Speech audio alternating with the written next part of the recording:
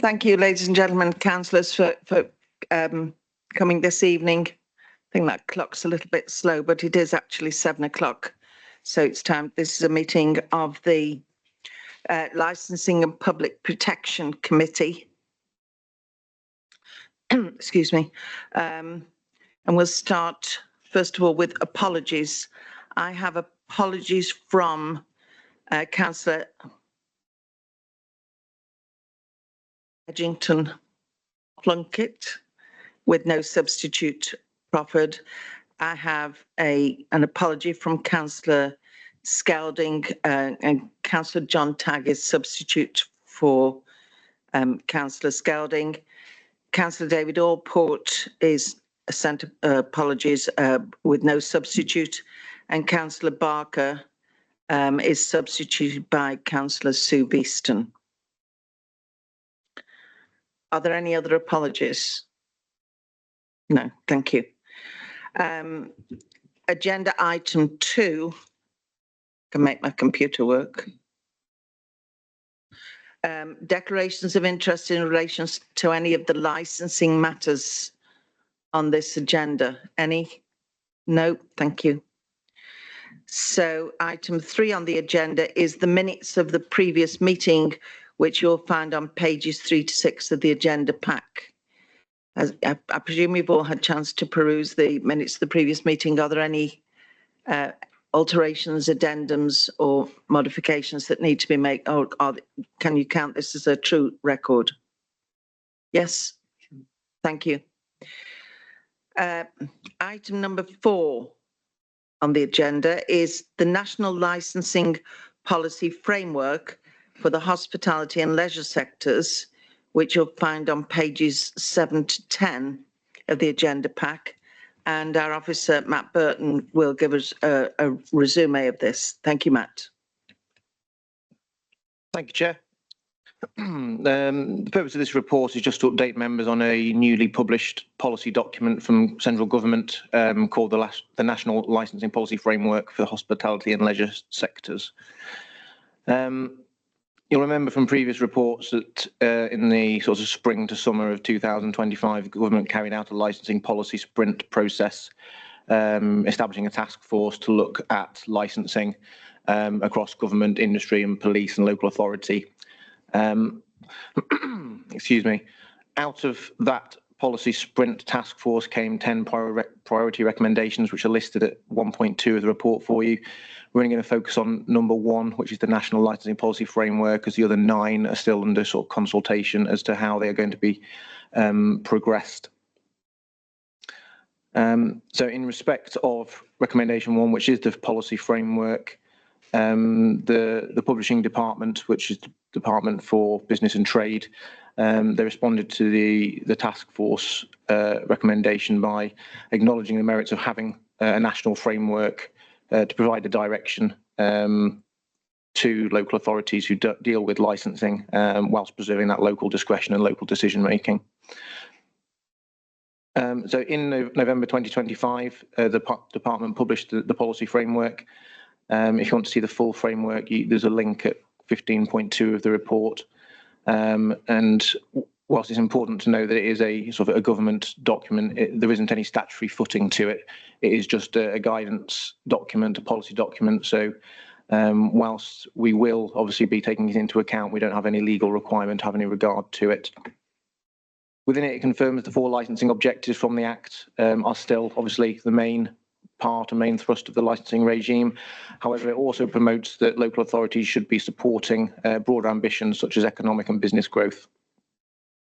And as part of that and within that, it states that the licensing regime should be used to complement planning and regeneration schemes to make sort of business and trade a bit more predictable and proportionate.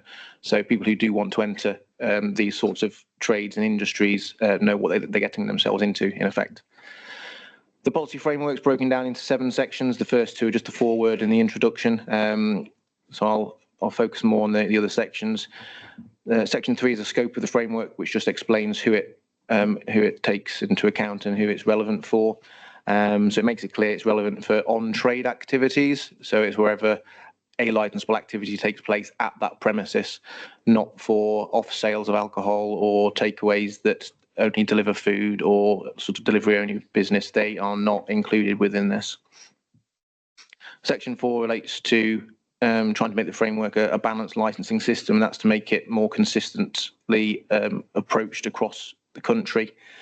And it highlights that we are moving away just generally from alcohol-centric premises to more experiential activities and wider, broader categories of premises.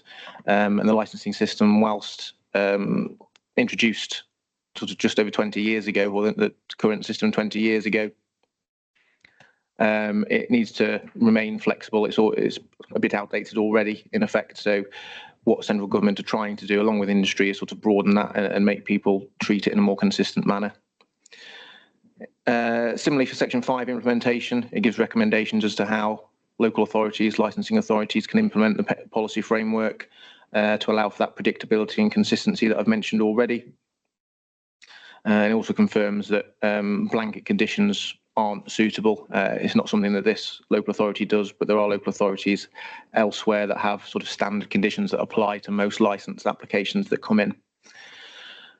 Section 6 is the high streets and communities section. So it's talking there, summarising about how important hospitality and leisure businesses are to communities, to towns, and talks about what considerations can be made in tackling crime and ASB to support the hospitality and leisure businesses within those communities. And finally, Section 7 just talks about how it's going to be monitored and evaluated, as this is the first edition, the first time it's been published. They've set out that they'll be reviewing the framework within 6 months, so that's in the next couple of months, and then periodically to see how well it is being sort of used nationally. So the premise to it is there's a national policy framework, planning policy framework, and they are trying to sort of, whilst they the statute and statutory guidance, just have another tool for licensing authorities to use to help promote business and growth, as well as focus on those licensing objectives. So the recommendation is just to note the contents of the report and that the framework has been introduced. Happy to take any questions. Thank you very much, Matt. Does any of the councillors have any comments or questions that they'd like to make? Obviously a very thorough and fulsome report, Matt. Well done. Thank you very much. So the purpose is to note the contents of the report, and everyone agrees to that, I presume. Yes? Thank you. Agreed. Agenda item that deals with the area on the licensing committee. If we now move to Public Protection Committee, agenda item 5, declarations of interest in relation to public protection matters. Are there any declarations by any councillors on any matters on this agenda? No, thank you. Agenda item 6 is the Newcastle Town Centre Public Space Protection Order renewal.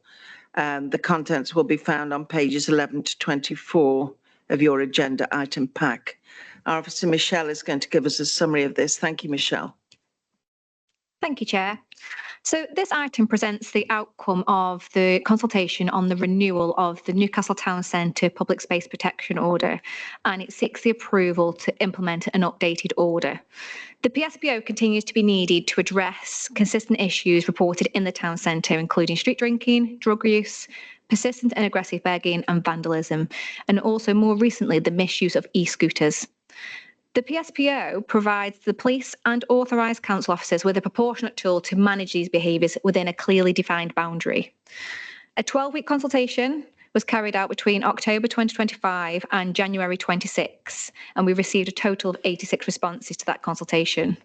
On the whole, there was strong support for all the prohibitions listed in 3.1 of the report, and the lowest, but still with a very positive support, was 76% for the restriction of the riding of e-scooters in and around the town centre. A full list of the conditions can be found as part of 3.1, but the renewed order looks to control behaviours such as harassment, alarm and distress related behaviour, alcohol consumption, graffiti, the use of intoxicating substances, littering, urination, and also temporary structures.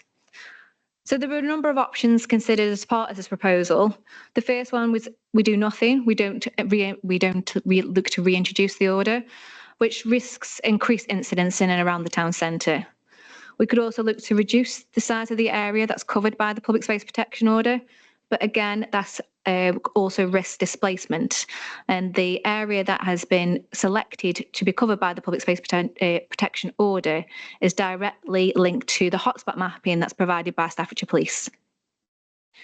Legal requirements in regards to this report have been met, and a refreshed equality impact statement also ensures that proportional application, particularly where we identify vulnerable individuals being involved and being subject to that enforcement. The PSPO will be delivered within the existing council resources and will be supported by the Staffordshire Police. And we will look to reintroduce new signage in and around the town centre with key locations. So based on the consultation, the evidence that's been provided and the proportionality assessment, I'm looking to recommend that the committee approves the Newcastle Town Centre PSPO renewal. Any questions? Thank you, Michelle. Do any councillors have any questions or items that they'd like to raise or comments? Councillor Williams. Thanks, Chair. Just a point, it's got to be good, isn't it, for the people to come into the town centre and feel safe. That's a thing. They feel safe and they can go shopping or they go into cafes or bars or whatever. We're just wondering where the CCTV comes in. Is that part of this? Or is that still working or whatever? Thank you. So Newcastle Town Centre has quite extensive CCTV. We have over 100 cameras in and around the town centre alone. It's monitored on a 24/7 basis by Stoke-on-Trent City Council, and the police use this obviously on a regular basis to help to gather any evidence and also look at prosecuting any individuals who may be a breach of the PSPO or any other crimes. Can I just ask a question for my own interest? You say that the CCTV is monitored. I mean, is it monitored constantly from time to time, and is it one body that does the monitoring, the police, or is it passed to and fro on a cyclical basis? So the Newcastle CCTV is monitored 24/7. It's based within the Stoke offices. It's monitored by their staff. It has a rolling selection of cameras and they'll make their way through a number of cameras. Some members have actually been privy to seeing the CCTV operation and the setup and have been satisfied, by the extensive overview and CCTV that we have in operation in the town centre. So any previous black spots we've identified within the town centre, they've now been subject to CCTV. So I can quite unheartedly say that the CCTV has extensive coverage in and around the town centre itself. I think that lays both our fears, Councillor Williams. Are there any other comments? Councillor Sweeney. Thank you, Chair. A couple of things really. I'm glad to see that it's been expanded to station walks, and I'm also glad to see that tented structures have also been put on it, because I think that's something else we need to get rid of, and I welcome that. I welcome the whole report actually. Some of the things on here, it's sad that you need to write it on. To be honest with you, don't discard hypodermic syringes or fancy. Don't do graffiti or fancy. But unfortunately, that's the society we live in, so it's on. No, I support this entirely. Thank you, Chairman. Any other comments or questions? Councillor. Can I just ask, how long is the CTC film saved for? So as far as I'm aware, it's saved for on a 30-day programme. However, any footage that's deemed or logged as evidence can be kept for a longer period of time, as it might support prosecution cases.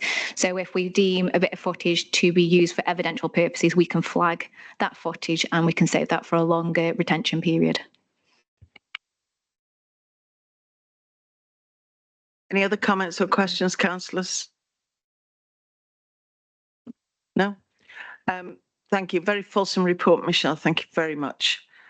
So the recommendations are that this committee considers the content of the report, reviews the consultation outcomes and provides approval for the order for implementation. Do we approve? Approve. Thank you.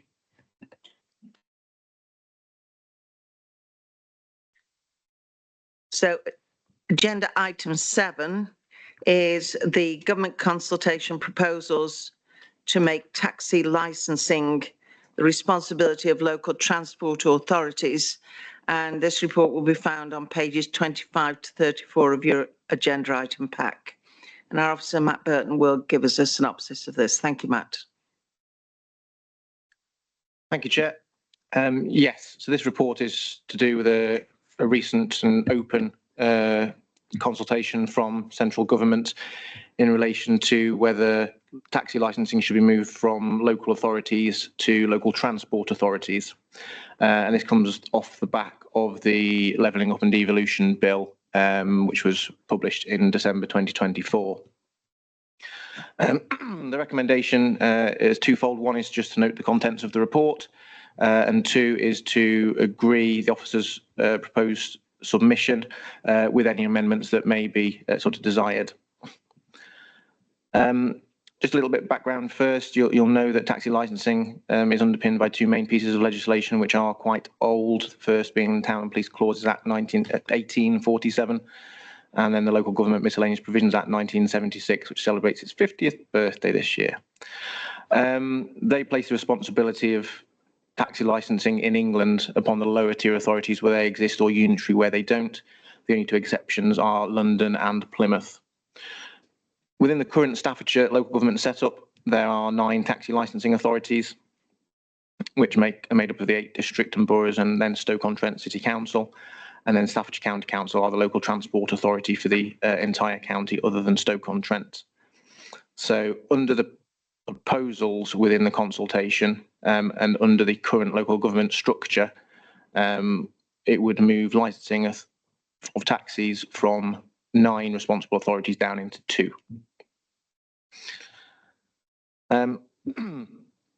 Again, as you'll know from previous consultations and policy reports, every local authority within England has their own requirements and criteria that fit the local needs. And there are currently 260 local authorities within England that deal with taxi licensing. The consultation itself sits alongside other government sort of work streams and workflows that are going on at the moment. So there's obviously the local government reorganisation programme and the English devolution programmes. There's the taxi licensing framework call for evidence, which was reported to this committee just prior to Christmas, and that's reviewing the fitness of the current taxi licensing regime, and that work is still ongoing. And then there's the English Devolution and Community Empowerment Bill, which is currently going through the Houses, where there's a clause that proposes an implementation of some national minimum standards for taxi licensing. So lots of interlocking sort of work streams going on all at the same time, which would have an effect on the proposals within this consultation. Excuse me. The Department for Transport have stated within the consultation that the reason for the proposals is that they could help reduce the occurrence of out-of-area working and the factors that induce it and better match enforcement resources. We've long said, both officers and the committee, that the licensing regime hasn't really kept pace with anything really, environmental, technological, legal or engineering advancements, and it's no longer fit for purpose, which is why the call for evidence and the look at the framework more generally is quite welcomed. The consultation itself was opened on the 8th of January and it closes on the 1st of April, so we are able to submit our response pending this committee's approval in time for that closing date.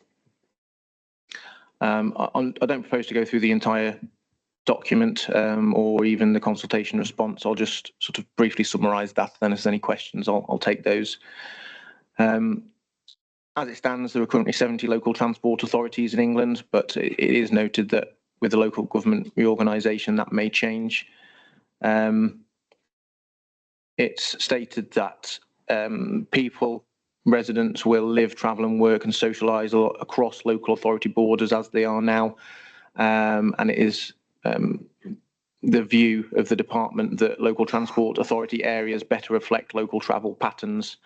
And again, that they propose that the benefits would be to greatly improve the consistency across licensing standards, remove the factors that induce drivers to license themselves away from the area that they live and work in, and increase area working. But that may just be because the areas would be much larger.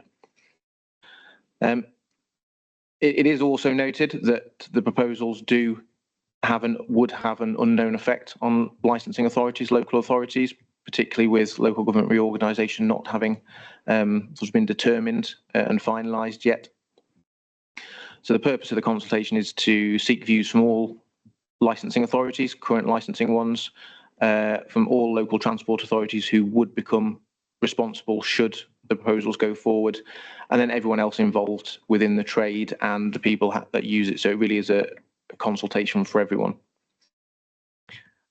The drafted response or proposed response to the consultation is attached to the report at Appendix A, and it is based upon the current position of the local transport authority being Staffordshire County Council, and not on what may or may not happen as a result from local government reorganisation.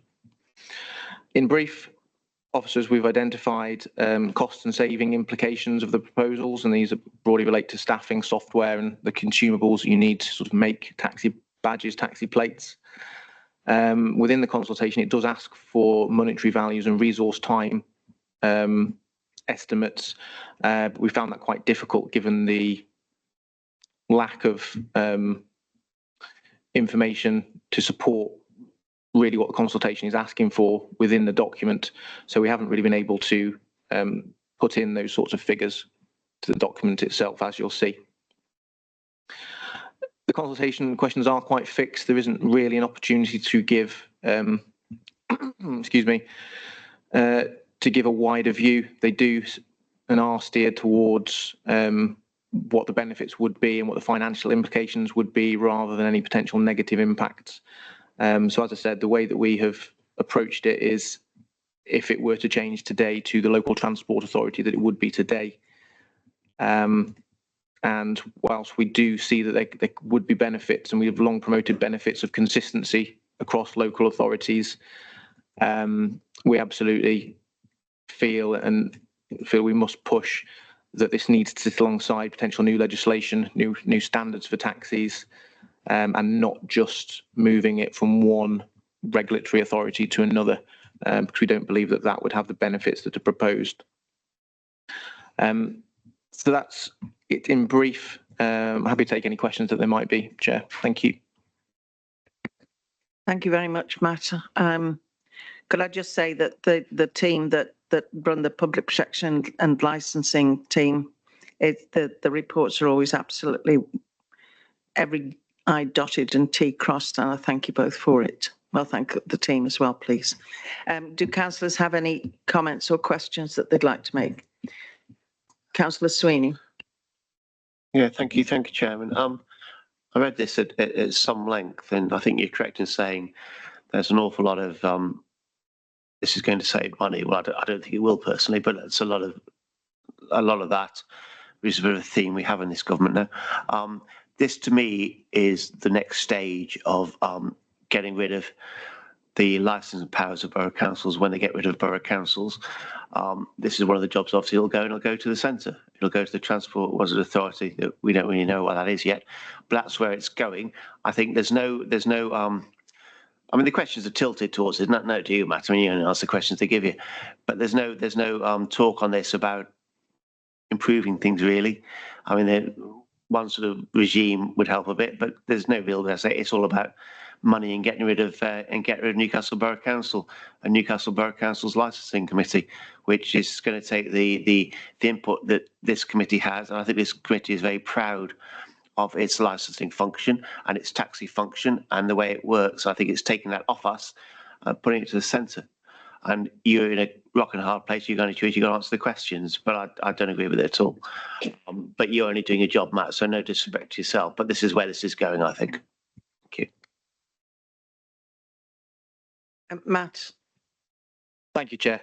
No, it's not really an answer to that. No, and I don't propose to to offer a view. The only thing I'd say is something I'll just emphasise what I've already said, in that whilst the proposals are proposals at this stage and that certain benefits have been put forward, we've always said, both committee and officers, that consistency would be much more beneficial across the country, across wider areas. And this proposal on its own we don't think that would achieve that, but it does need to be run in line with the call for evidence and the framework review that's going on at the same time, because that ultimately, national standards, new legislation, that ultimately will what brings about consistency across the country. So we have tried in our response to make that point, that all of these things need to be looked at holistically and not in their own little silos. So hopefully we've managed to do that within the response that we've drafted. If there's anything else that needs to go into the response from a committee point of view, then obviously that can be raised now, then we can implement that. Thank you. Any other comments or questions, councillors? Councillor Williams. Councillor Williams. Thank you, Thanks. Madam Chair. No disrespect for the younger councillors, so I haven't been on so long, but those that have been on a few years have seen the services run by like the Borough Council salami sliced year on year on year, and this again is absolutely disgusting. We know our local authority. We know the people who live in the local authority.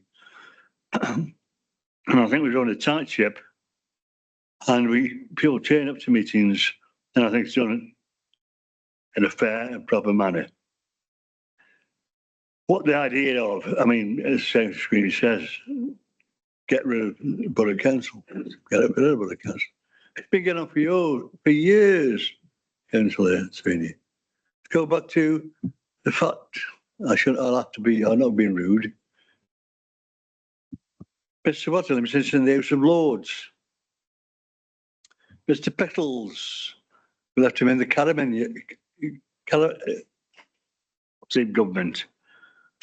Get rid of local democracy. Gone. And it's gone on since then. And this is another nail in the coffin. I completely disagree with it. I'm right in saying that in this present situation, the county council could take that on. Yeah. So. Sorry. Yes, councillor. In the current situation, it would move to Staffordshire County Council because they are the current local transport authority for Staffordshire. Stoke-on-Trent are their own licensing authority and local transport authority because they're a unitary council. No, thank you. I'll say no more then, Madam Chair. I expect it disgusting, and it'll take a lot of the decision-making, local decision-making, democracy from this borough. So I'll leave it at that, Madam Chair. Thank you. Thank you very much, Councillor Williams. I can't but agree with the points raised by Councillor Sweeney and yourself. I think what we have to do when the edict comes out from Westminster, we have to do what we're required to do, even though it actually might be a waste of time because we don't know what the reorganisation is going to be like. So it might be something that has to be done twice. I don't know. Nobody knows. But in a pecking order of things like a shopping list, we're told this must happen. So we've reviewed it and we have ticked the boxes and moved on. Whether that's of any use in the future or not, I mean, how long is a piece of string? We cannot tell. What I would say is that I'm full of praise for not just the councillors who sit on this committee, but the officers and the team that Matt leads. As to we couldn't do a better job. It's as good as you can get it. And we even think outside the box on certain things. I mean, Jill and I have had a meeting with Matt about other things that were sort of periphery to it, didn't we? To sort of investigate and to give more steel to Matt when he got to respond to things that were raised. So I don't think we can do any more other than follow instructions, and that's what we've done. it's sort of, you don't have to agree with it. I do strongly believe in the old adage of if it ain't broke, don't fix it. But that's not what we're here to do. We're just sort of got to carry out instructions at the moment. We have no choice. But thank you for all the efforts put in by the officers for the reports. They're thorough. Thank you. Any other comments before we move on? Councillor Adcock. Thank you, Chair. And yeah, I think there's an important thing, especially in response to question 13 here, where you've been very measured about the important thing really being about the standards. Is really the important thing about having that we've talked about before on committee about there being national standards and the importance of that to really improve the licensing situation. Sort of shifting around with which authority is responsible for this doesn't really solve the key problem, which is about the national standards, which is what we've talked about a lot, and having absolute standards. Because until you have that consistency, as you said, that there's always going to be this case of sort of license shopping, as we've talked about before. Just wanted to, if I could ask a question to clarify. So if this proposal were to happen, and it's very complicated because local government reorganisation is happening at the same time, so it's all very complex. But if this were to happen as set out, when there's a taxi licensing case, that would be heard at Stafford now. And would there be any, do you foresee issues with that? For example, it's hard to get drivers to attend meetings here, but to attend in Stafford as well might cause other problems. And the caseload, if they're dealing with cases from all over the county, do you foresee any potential problems with that? Because I think having the local factor and having the local councillors determine those issues on a local level works very well. So I think I'd be slightly concerned around that factor. I wonder if you could comment on it. Yeah, I'll do my best to comment on the unknown. Staffordshire's a big area. What I can say is I know some other areas have gone through local government reorganisation off their own back. So I'm going to use North Yorkshire as the example because I know that one reasonably well. They decided they wanted to go down that route. They amalgamated 7 local authorities into one. And how they've dealt with licensing cases is that they have effectively retained local officers across the whole of the new county. So when it's been an issue that's been of a driver or a vehicle operator or whoever it is in a particular locality, the meeting's been held in that particular locality, and the same sort of across the borough. I don't know exactly how their member setup has been made. I presumably would have had 7 full sets of councillors, and maybe reduce that down to 1, maybe slightly larger pool, but instead of there being 7, there's 1. I don't know how that worked. But I do know that they've made it so even though they are all North Yorkshire officers and members, they do have sort of responsibility for particular areas across that sort of large geographic area. In terms of difficulties, I'm only going to approach you from if it happened now to Staffordshire. Staffordshire County Council do have a local transport function, obviously, because they're the local transport authority. They're also responsible for school contracts and local transport in that respect. What they don't currently have is anyone who deals with licensing whatsoever. What I would foresee, and I've made reference to it in the consultation response, is that it would be likely that a number of licensing staff from the various boroughs and districts around Staffordshire would move into Staffordshire County Council and form a licensing team. That's how I would approach it if it were me, because then you would then have experienced people knowing how the rules work.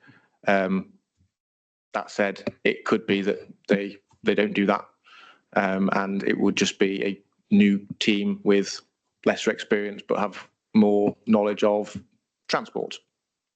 That's far too logical for what we're hearing at the moment, I think. That's why I said I'd do my best.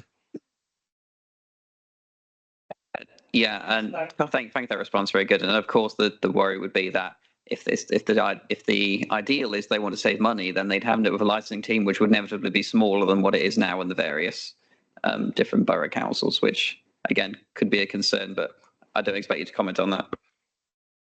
Not specifically on that, but just on one point. This is only to do with taxis. So most local authorities, certainly in Staffordshire, but across the country as well, deal with multiple licensing regimes within the same team. So, for example, here we deal with taxis, licensing act, gambling act, scrap metal, pavement licenses, charity collections, and a few other little bits. This would remove licensing, as taxi licensing, out of that team, but we would still be responsible for all of the other aspects. So that there doesn't appear to be anything in the proposals which talks about the disaggregation of staff out of the number of people we have in our team. I could tell you from work we've done previously in terms of what proportion of that is taxi licensing and what is other things. Quite how it would be built into another local authority, I don't know, but every other local authority as it stands now will have the same thing. And other licensing teams in other districts will maybe do animal licensing, whereas another team does that here, or they might do markets or environmental crime or something. So no one local, not all local authorities are set up exactly the same, even though we're all called licensing. So it would be quite difficult to do that. And again, we've made reference to that, but financially how you do that, I don't know. It's essentially a reshuffle of the cards, isn't it? Any other questions or comments from councillors? No? So can we take it that the two recommendations that we note the contents and also that the officers can submit a response to the consultation considered by the officers for the proposed information? All in favour? Yes? Thank you.